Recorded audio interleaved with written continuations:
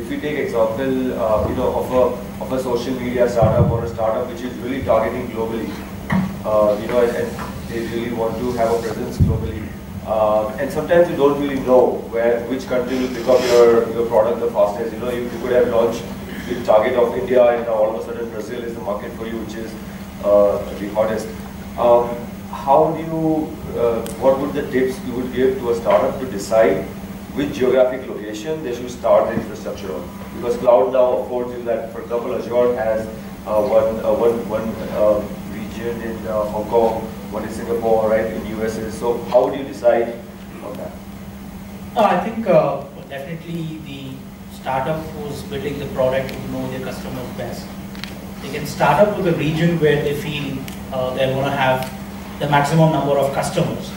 But as you mentioned, like Azure provides 10 plus data centers as of now globally, right? And it's not only Microsoft. I think almost all cloud providers have multiple data centers across the geographies.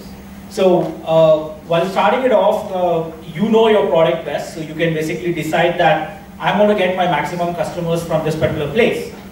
But all of a sudden, if you're getting it from some other geographic location, I don't think it's a major problem to have another instance spun up there, or basically move your primary instance to that particular data center or that particular geography, right? It can happen over a matter of minutes, right? And if your data is huge, maybe it may take some time, but otherwise, deploying an instance from one data center to another data center would hardly be a matter of minutes.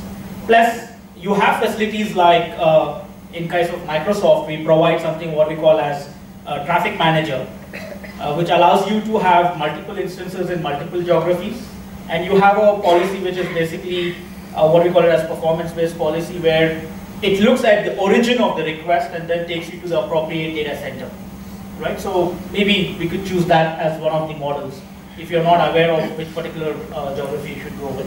But I'm sure as a product owner, as basically a solution guy, I know where exactly my customers lie. So we start out with that, but we can move it across to any part of the globe. So that shouldn't basically be a matter.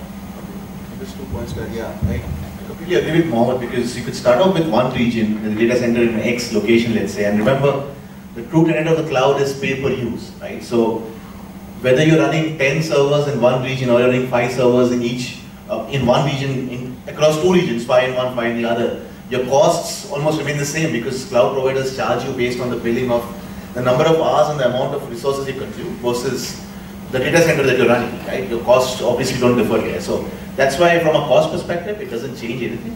You might keep your flexibility, start with one region and grow across.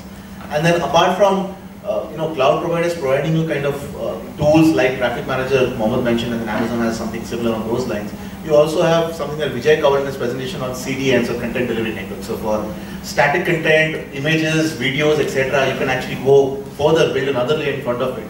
Use a CDN, either from a cloud provider or a third party, and then kind of make that end last mile more seamless for your end users as well. So that's no more a challenge.